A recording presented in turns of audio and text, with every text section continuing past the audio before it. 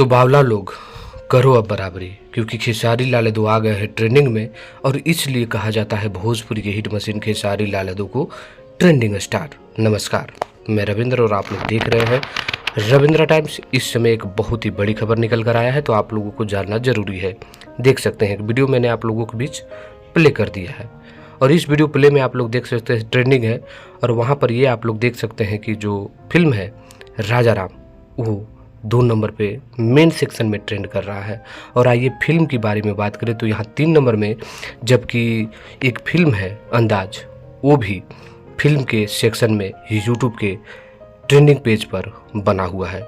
यानी कहा जा सकता है कि खेसारी लाल यादव सच में ट्रेंडिंग स्टार है।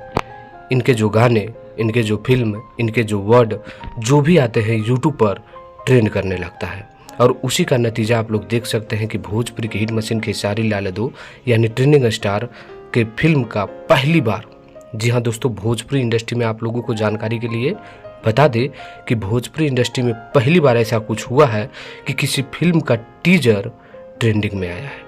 और वो कोई और फिल्म नहीं, राजा राम। और सच में कमाल की फिल्म है। इसका मैंने ट्रेलर देखा तो दिल खुश हो गया, और मुझे आशा और विश्वास है कि आप लोग भी इस फिल्म का ट्रेलर देख चुके होंगे।